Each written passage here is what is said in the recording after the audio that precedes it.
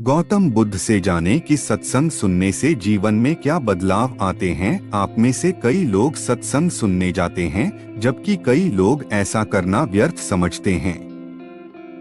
उनका सोचना होता है कि किसी से अच्छी बातें सुनने से क्या बदल जाएगा। लोग अक्सर ऐसी बातें बड़े बुजुर्गों से भी सुनते हैं, लेकिन वो एक कान से सुनते हैं तो दूसरे कान से निकाल देते हैं। लोग सोचते हैं कि उन बातों को अपने जीवन में लागू करना एक सामान्य व्यक्ति के ये आसान नहीं होता, और अगर उसके बिना जीवन चल रहा तो इतनी जहमत उठाए कौन। सत्संग को लेकर जब ऐसी ही समस्या एक व्यक्ति ने गौतम बुद्ध के सामने रखी तो जानिए गौतम बुद्ध ने इस पर क्या कहा। बुद्ध हर हफ्ते नए गांव जाकर वहां लोगों को उपदेश दिया करते थे। सभी लोग बुद्ध के उपदेश से बहुत प्रभावित होते। बुद्ध के उपदेश को सुनकर गलत मार्ग पर चलने वाला व्यक्ति सही मार्ग पर चलने लगता था। एक आध्यात्मिक दृष्टिकोण से भिन्न भिन्न मुद्राओं में बैठे बुद्धा आपके जीवन की तमाम समस्याओं का समाधान कर सकते हैं। दो कल कुछ अच्छा होगा, समय बदलेगा, इसी सोच में बहुतों की जिंदगी कट जाती है। इसलिए कल की उम्मीद में आज का सुख न छोड़े। 3 संसार में समय से ताकतवर कोई चीज नहीं है। समय कब अपना चक्र बदल लेगा यह कोई नहीं जान सकता। 4 क्या आपने अपने भीतर ईर्ष्या जलन अनुभव की है? दूसरों से जलन होने का कारण क्या है और ऐसी स्थिति में क्या करें? 5 क्या बड़े सपने देखना गलत है? कैसे हम अपने सपनों को पूरा कर सकते हैं? कौन सी वो बाधा है जो हमें अपने सपनों को पूरा नहीं करने देती? एक दिन एक नए गांव में बुद्ध उपदेश देने पहुंचे। उपदेश सुनने के लिए भक्तों की भारी भीड़ मौजूद हुई। उन्हीं भक्तों में एक भक्त ऐसा भी था जो भीड़ कम होने का इंतजार कर रहा था।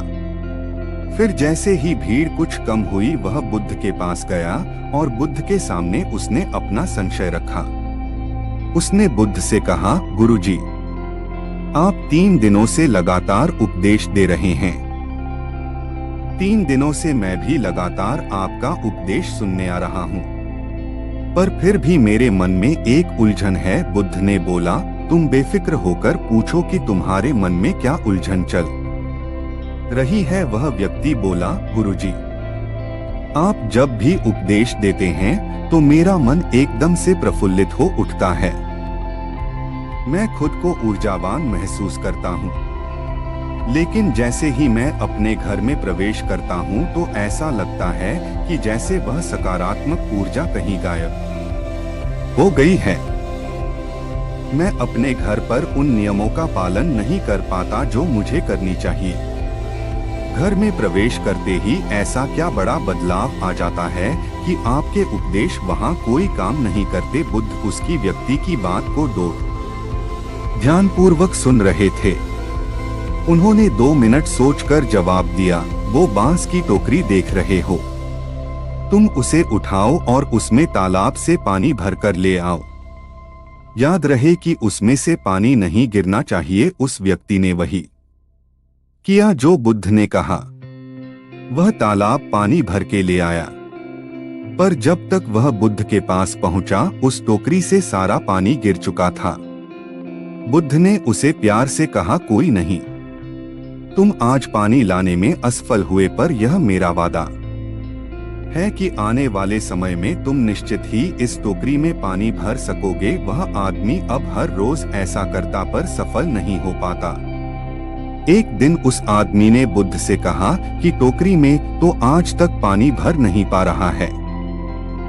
बुद्ध ने इस पर जवाब दिया, वत्स, तुम पहले अच्छे से देखो कि टोकरी को देखकर तुम्हें क्या फर्क नजर आ रहा है। उस व्यक्ति ने टोकरी का अच्छे से निरीक्षण किया और कहा, एक फर्क जरूर नजर आया है।